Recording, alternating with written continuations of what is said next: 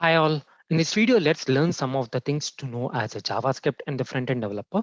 So these are the below points we'll be discussing now. So the first point is regarding CSS Media Query with JavaScript.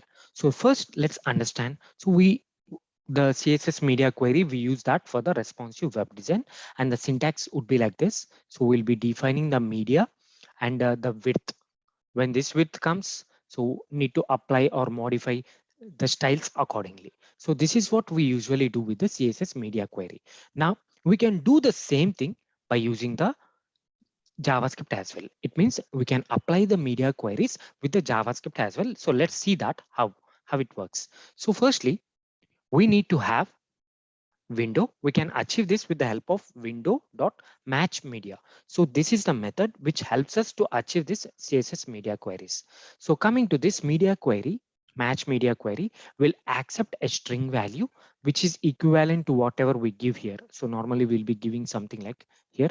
So that would be the equivalent. That is what we need to give here as a string. So once the window.matchMedia, and now you will be giving the breakpoint or the width of the particular screen, at what breakpoint you want to do something. So this will return a media query list object. So this will get an object. So what we are doing is, to this object we are adding some event listener. So whenever the screen modifies, so whenever the device resolution changes, so we are adding a change event. Whenever the document resolution changes, this function would be invoked.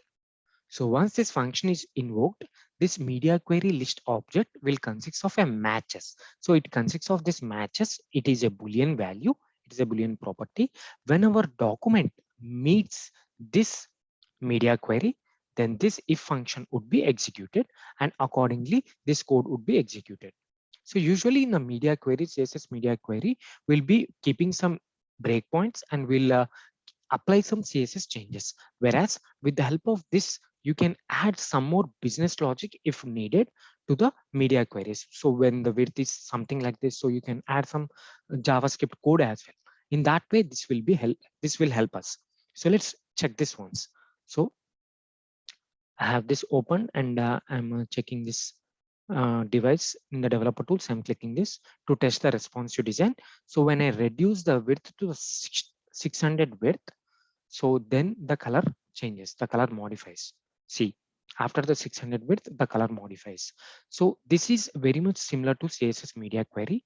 But if you want to add some more properties or some more business logic, you can implement this like this with the help of JavaScript. So this is all about the CSS media query with JavaScript. The main things you need to understand is media match, and the property which it has is matches. So if this matches the media query, then this would be applied. If not, it will apply this logic. So this is about CSS media query. So coming to the second point, what is a JSON and how to use this json.parse and json.stringify. So firstly, let's understand what is a common use case of this JSON. So in order to send the data, exchange the data to and from the web server, we'll be using this JSON. JSON is a format by which we'll exchange the data to and from web server. It means whenever we receive the data from the web server. So now we know what is a JSON. So this is a JSON format. Will be depending on this JSON format while you are sending the data and receiving the data from a web server. So that is a definition of JSON. So this has two built-in methods. One is parse, one is stringify. So now let's understand when to use what. So whenever you are receiving the data from the server. So whenever you are receiving, here let me write this. So if you're receiving the data from server, so then this data will be in the form of string. So that's the reason it is in the form of string. Okay. Now you are trying to convert this string into JavaScript object. So now you're trying to convert the string value into JavaScript object. In those cases, you need to use parse. You will receive some data from the server that will be in the format of a string. Okay.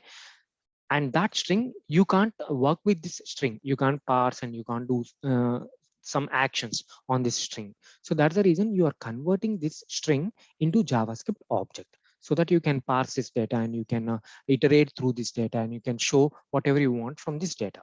So that is the reason this parse will do. It will convert the string into JavaScript object. Converts string to JavaScript object.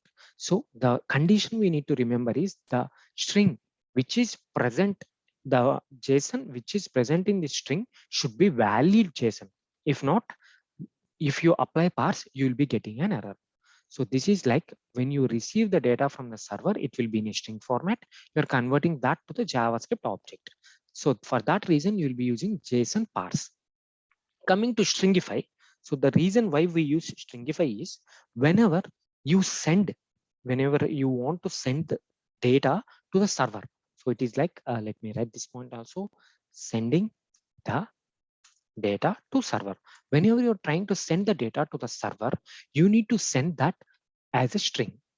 So that's the reason if you are having a JavaScript object like this, so what does it do? It will convert the JS object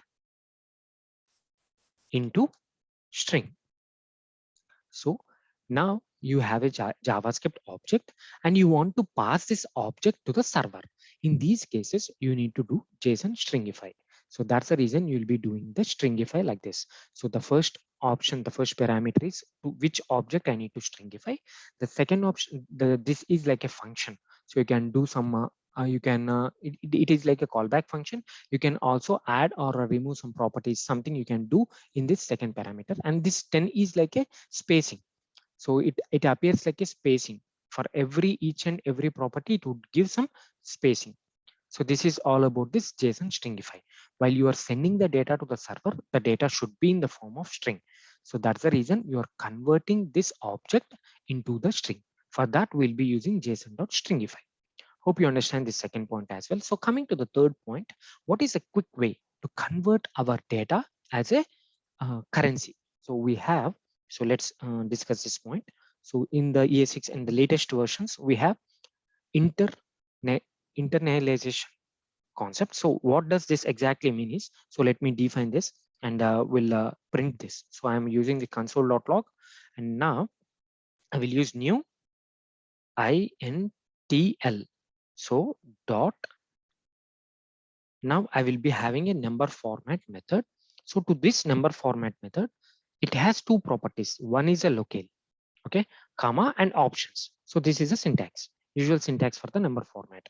So in the place of locale, what we are going to give is, so let's give, in the place of locale, we'll be giving like a de hyphen de. So this is a locale value we can give. So here you can give Japanese locale value, ENUS locale value you can give. In terms of options, it is an object. In this object, what you can give is style. This style is nothing but you need to give what style you are looking for. So you're looking for a currency. So I'm talking about the quick way to convert the numbers into the currency, to the respective currency. You can keep any currency, it would be converted into according to that currency. Now currency, to which currency you want to convert this? Euros, EUR, euros. So now this is what you have. You will be closing the object. Now here you need to give the format, which number you want to do this number. So we are done with this. So it means this INTL is like internationalization. Okay, it has not only number format, you can also use datetime format as well.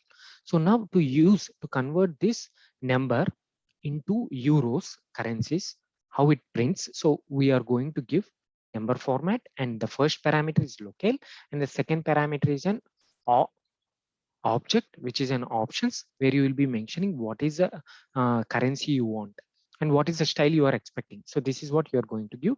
There would be a number of options for you, like so you can give this as minimal fraction digits. See, you can give this as 2. So instance, after dot, you will be getting only 2 zeros, minimum fractional digits. So now let's see how it appears, how it comes. So here it would be like this. So it has automatically appended the euro, and the format also you can see 123.456 comma 79. So in this format, the euro would be divided. The number would be appeared in this format. So let's check the same for US as well. So I'm copy pasting, and the locale I need to give this as en-us. So now you need to modify this locale and the currency value. So the currency would be dollar USD dollar. Fine. So in this way, you can do this as a parameterized, like you can keep this locale and this currency as dynamic values so that you can convert whatever the value you'll be getting, you can directly convert that as a currency value, as a required currency value. The one thing you need to do is you can take this and this inputs as a dynamic. So now let's check this. So now you can understand the difference. So the dollar is at the here and the euro is like this. So whatever the formats, if you are going for the localization or internationalization, so we have this type of INTL. This will help us to not only to convert the number formats, it will also help to convert the currencies and also date and time format as well. Also you can check the date and time format, because in US the currency would be treated or seen in this way, in this format, but in euros it would be seen in this format. So for whatever the locale, if the user logins with his locale, then by taking his locale, the logged in user location or locale, you can convert the data or the currency in his required format, so that the readability or his understanding of amount would currency would be on same level. So this is all about the quick way of converting the currency into the locale user locale values. So hope you understand the video. Thanks for watching. Please subscribe for more videos.